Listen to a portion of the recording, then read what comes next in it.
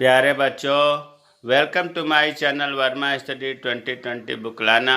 मैं UP board के class 12th के छात्र छात्राओं के लिए ज्योग्राफी सब्जेक्ट को हिंदी माध्यम से मैं फुल कोर्स कराऊंगा। यदि आप फुल कोर्स करना चाहते हैं तो मेरे चैनल को सब्सक्राइब कीजिए और बेल आइकन को प्रेस करना ना भूलें, ताकि जो भी वीडियो मैं अपलोड करूं उसका नोटिफिकेशन आपको सबसे पहले मिल सके। प्यारे बच्चों, मानव भूगोल के मूल सिद्धांत पढ़ाया जा चुका है और भारत लोग और अर्थव्यवस्था पुस्तक चल रही है। इसमें चैप्टर 6 चल रहा है, जल संसाधन, वाटर रिसोर्सेस, और इसमें पार्ट 3 अर्थात तीसरा वीडियो है। पहले वीडियो में मैंने जल संसाधन क्या है इसका इंट्रोडक्शन में बताया था, और दूसरे वीडियो में मैं जल संभर संग्रहण या प्रबंधन बताया था, जल संभर प्रबंधन। अगर आप इसे नहीं पढ़े हैं तो आई बटन को क्लिक करके देख लें। आज हम लोग पढ़ेंगे वर्षा जल संग्रहण। देखिए, जल संभर प्रबंधन के अंतर्गत वर्षा जल संग्रहण तो है, लेकिन जल संभर प्रबंधन का आप देखेंगे बहुत व्यापक एरिया है। और वर्षा जल संग्रहण का मतलब ये हुआ कि इसमें केवल हम जल को इस प्रकार इकट्ठा करते हैं ताकि भविष्य में अगर हमें ज़रूरत पड़े तो उस पानी को हम, उस वर्षा के जल को हम खेती में प्रयोग कर सकें। तो वर्षा जल संग्रहण अंग्रेजी में कहते हैं rain water harvesting. Rain water के हार्वेस्टिंग करना मतलब यहाँ हार्वेस्टिंग फसल की कटाई से नहीं है, यहाँ पर संग्रहण एकत्रित करने से है। वर्षा के जल को हम एकत्रित करना वर्षा जल संग्रहण कहलाता है। देखिए, वर्षा के जल को भविष्य के उपयोग के लिए इकट्ठा करना ही वर्षा जल संग्रहण कहलाता है। वर्षा जल संग्रहण दो रूप है। एक तो धरातल पर एकत्र होगा, जैसे नदियों, झील में, तालाब में, या टैंक बनाकर धरातल पर, सतह पर। और दूसरा है धरातल के नीचे भूजल का पुनर्भरण करना, अर्थात जो धरातल के नीचे भूगर्भिक जल है जिसको हम भौम जल कहते हैं, उसका पुनर्भरण करना, अर्थात उसमें मात्रा पानी का बढ़ाना। दो रूप में हम वर्षा के जल को एकत्रित करते हैं। आगे, वर्षा जल संग्रहण के द्वारा पानी की प्रत्येक बूंद संरक्षित करने के लिए वर्षा जल को झीलों, तालाबों, नलकूपों, गड्ढों और कुओं में एकत्र किया जाता है। अब प्रश्न उठता है कि वर्षा जल संग्रहण से फायदा क्या है, लाभ क्या है, क्यों करते हैं? तो इससे पानी की उपलब्धता बढ़ती है। दूसरा, भूमिगत जल स्तर नीचा होने से रोका जा सकता है। भूमिगत जल अगर ज़्यादा पानी का उसमें से दोहन होगा, निकाला जाएगा, तो जल स्तर नीचा होता जाएगा। नीचा होने से क्या होगा कि पानी उठाने के लिए ज़्यादा मशीन को मेहनत करनी पड़ेगी। और जितने कुछ ऐसे आगे पढ़ रहे हैं, आर्सेनिक फ्लोराइड और नाइट्रेट्स, ये संदूषक हैं जिनसे पानी प्रदूषित हो जाता है। ये निचले तल पर मिलते हैं, और जब वाटर लेवल कम हो जाएगा तो ये जो प्रदूषित तत्व हैं ये भूमिगत जल की गुणवत्ता को क्या करते हैं, हानि पहुंचाते हैं। तो ये भी लाभ हुआ कि जब हम जल को संरक्षित करेंगे तो जल स्तर ऊंचा रहेगा, पानी आसानी से निकल जाएगा, मशीनों का कम दुरुपयोग होगा, और ये जो संदूषित हैं इनसे भूमि की बचा सकते हैं, भूमिगत जल की गुणवत्ता को बढ़ा सकते हैं। मृदा अपरदन और बाढ़ को रोकता है। अगर धरातल पर पानी बह रहा है, बारिश तेज हो गई और उससे पानी को आप रोक देंगे तो मिट्टी का कटाव भी कम होगा, बाढ़ भी रुकेगा। यदि इसे पुनर्भरण के लिए उपयोग में किया जाता है तो तटीय क्षेत्रों में लवणीय जल के प्रवेश को रोकता है। अगर हम वर्षा के जल को पुनर्भरण के लिए प्रयोग करते हैं, देखिए पुनर्भरण बार बार शब्द आ रहा है, इसका अर्थ ये हुआ कि जल के अंदर पानी की मात्रा को बढ़ाना। भूमिगत जल भूगर्भ के अंदर पानी की मात्रा को बढ़ाना पुनर्भरण है। तटीय क्षेत्रों में क्या होता है कि जब पानी की लेवल नीचे हो जाता है तो समुद्र का पानी उसमें जाने लगता है, भौम जल में, और समुद्र का पानी खारा होता है तो लवण हो जाते हैं भौम जल में। इसीलिए जल स्तर को बढ़ाए रखना बहुत ज़रूरी है ताकि तटीय क्षेत्र का पानी अर्थात लवण जल अंदर न पहुँचे। तो इतना वर्षा जल संग्रहण के ये सब लाभ है। देखिए, राजस्थान में वर्षा जल संग्रह ढांचे जिन्हें कुंड या टाका, एक ढका हुआ भूमिगत टंकी के नाम से जानते हैं, जिनका निर्माण घर गांव के पास से बनाया जाता है। यह हमने जानकारी के लिए लिख दिया कि राजस्थान में वर्षा जल संग्रहण के लिए भूमि के अंदर ढका हुआ टंकी बनाते हैं, लेकिन वहाँ पर टाका कहते हैं, टाका कुंड भी कहते हैं। तो एक ढका हुआ, उसका ऊपर से बंद होगा मुंह, उसमें पानी को, वर्षा जल को इकट्ठा करने के लिए बनाया जाता है टाका को। ये घर के पास बनाया जाता है, गांव के पास बनाया जाता है, ताकि बरसात में पानी जो वर्षा होगा इसमें इकट्ठा किया जा सके। वर्षा जल संग्रहण की तकनीकें, ढेर सारी तकनीक है जिससे हम वर्षा जल को संग्रहित करते हैं। जैसे छत के वर्षा जल का संग्रहण, बारिश होगी तो जो मकान के छत का पानी है उनका संग्रहण कर लेंगे। बंद बेकार पड़े कुएं हैं उनका पुनः भरण के रूप में उपयोग करेंगे। खुदे हुए कुओं का पुनः भरण के लिए करेंगे। बंद व चालू हैंडपंप हैं उनका पुनर्भरण के लिए उपयोग करेंगे। रिसाव गड्ढों का निर्माण करेंगे कि उसमें पानी रिस जाए, चारों ओर नीचे चला जाए। खेत के चारों तरफ खाइयाँ बना करके वर्षा जल संग्रहण करेंगे। छोटी छोटी जो सरताएँ हैं, नदियाँ, उन पर बांध बनाकर, रोक बांध बना करके पानी को संग्रहण करेंगे। पुनर्भरण शाफ्ट द्वारा जल का संग्रहण करेंगे। तो ये वर्षा जल संग्रहण की तकनीकें जो हैं ये 7-8 प्रकार की है। हम 2-4 देखते हैं चित्र के माध्यम से। जैसे देखिए, पहले इस चित्र को देखते हैं, जल संभर प्रबंधन द्वारा जल संरक्षण। आप देखिए, ये पहाड़ है और ये पहाड़ों के बीच में कुआं है और इधर बांध बना दिया गया और इधर बांध बना दिया गया, ताकि पानी इसके अंदर जो है इकट्ठा होकर इसका भूगर्भ जल में एकदम नीचे पहुंच जाए। झीलों द्वारा जल संरक्षण, ये झील है, पानी इकट्ठा है, इसके द्वारा पानी नीचे धीरे धीरे जा कर के भूगर्भिक जल का बढ़ा देता है।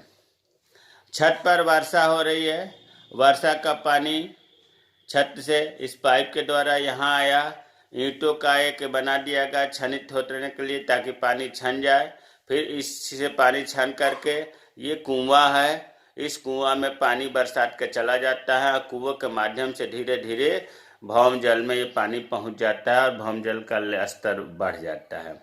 उसी तरह से इसको देखते हैं कि वर्षा का पानी जो है यहाँ से छत से होते हुए आ गया और इसमें बनाया गया बालू है, बालू से होकर पानी छन करके और फिर ये टंकी बनाया गया है, इकट्ठा हो जाता है और धीरे धीरे यहाँ से फिर इस कुएं में पानी पहुंच जाता है, जो पुनः भरण कूप कहते हैं।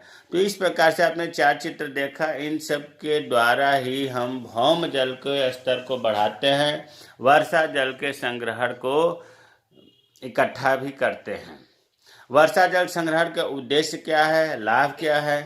तो देखिए, पहला लाभ तो ये है कि जल के स्थानीय घरेलू मांग को पूरा करना। जो लोकल घरेलू मांग है जल की, वर्षा जल को अगर इकट्ठा किए हैं तो वो पूरा हो जाता है। विशेष रूप से गर्मियों में जब पानी की अधिक समस्या होती है, उस समय ये पानी काम में आता है, वर्षा जल जो एकत्रित हुआ होता है। दूसरा है, भौम जल के भंडारों में वृद्धि होती है, जिससे जल स्तर ऊंचा उठ जाता है। तीसरा है, जल की नियमित आपूर्ति को सुनिश्चित करना, जिससे सूखे या अनावृष्टि के हालातों में मुकाबला किया जा सके। अगर वर्षा जल संग्रहण है और सूखा भी पड़ गया, अनावृष्टि जिसको कहते हैं, इसका उल्टा अतिवृष्टि होता है, अधिक वर्षा होना, और जहाँ बारिश नहीं होती है, कम होती है, उसे अनावृष्टि कहते हैं। तो अनावृष्टि या सूखे के हालात में जो पानी एकत्रित रहता है उसे नियमित आपूर्ति की जाती है, ताकि सूखे से बचा जा सके। कुछ हानिकारक तत्व जो हैं, जैसे फ्लोराइड है, नाइट्रेट्स है, आर्सेनिक है, इन प्रदूषकों को कम करके भूमिगत जल की गुणवत्ता में सुधार किया जाता है। जल का जो सतही बहाव है धरातल का, उसे जब हम संग्रहित करेंगे तो बहाव स्वाभाविक है कम होगा, नहीं रोकेंगे, कम नहीं करेंगे तो ये नालियों में भर करके उन्हें नालियों को बंद कर देता है। वर्षा जल के संग्रहण जो है 5 हुआ। छठा है जल के सड़कों पर न फैलने देना। जब वर्षा जल को हम संग्रहित करेंगे तो सड़कों पर नहीं फैलेगा, जिससे सड़क का कटाव नहीं होगा, पानी का भी बचाव होगा, मृदा अपरदन भी कम से कम होगा, बाढ़ भी रोका जाएगा।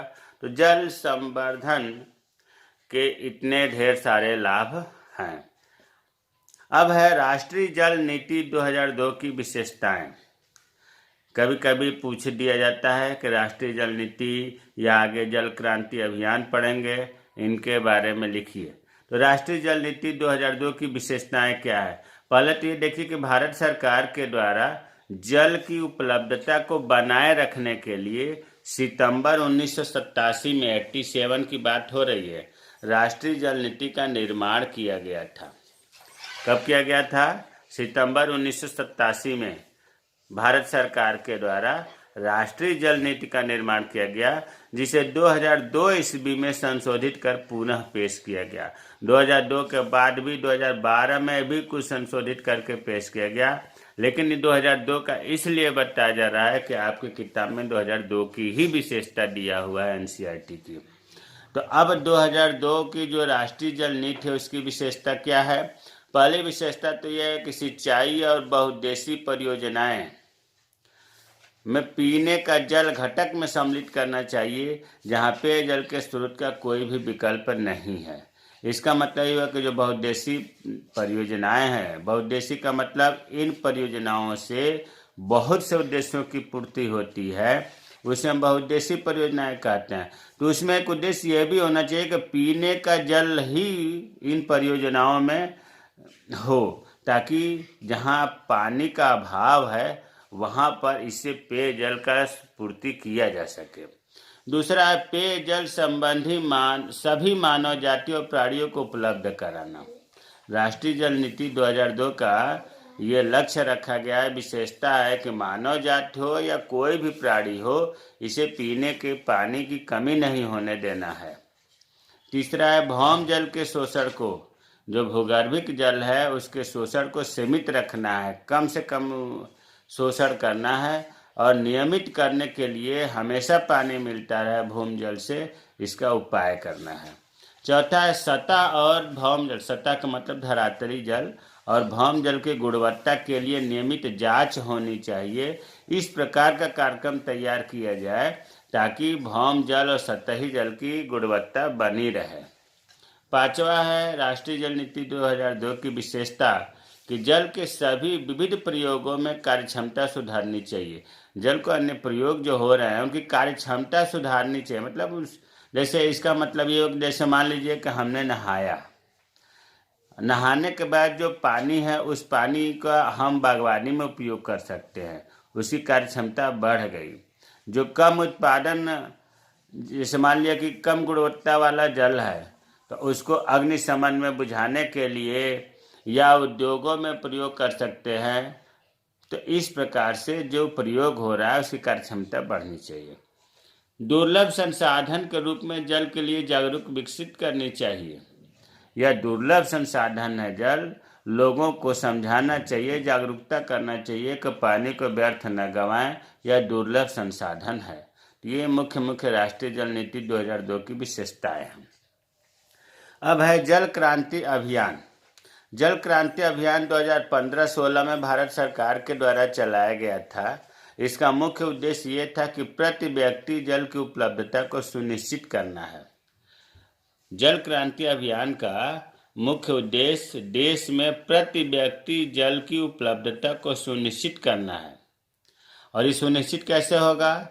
इस अभियान के तहत लक्ष्य रखा गया कि लोकल स्तर पर स्थानीय निकायों से और सरकारी संगठनों से और नागरिकों को सबको मिला करके इस उद्देश्य के बारे में, इस अभियान के बारे में जागरूकता फैलाया जाए। और जागरूकता फैलाने के साथ साथ क्या उसमें बताया जाए, गतिविधियां क्या किया जाए। तो पहला यह है जल क्रांति अभियान की गतिविधियां कि जल ग्राम बनाने के लिए देश के 672 जिलों में से प्रत्येक जिले में एक ग्राम जिसमें जल की कमी है उसे चुना गया। जल क्रांति अभियान के तहत भारत में 672 जिलों को चुना गया और प्रत्येक जिले में एक गांव लिया गया जहां सबसे अधिक जल की कमी है। दूसरा क्या विशेषता है इस अभियान में? भारत के विभिन्न भागों में 1000 हेक्टेयर मॉडल कमांड क्षेत्र की पहचान किया गया।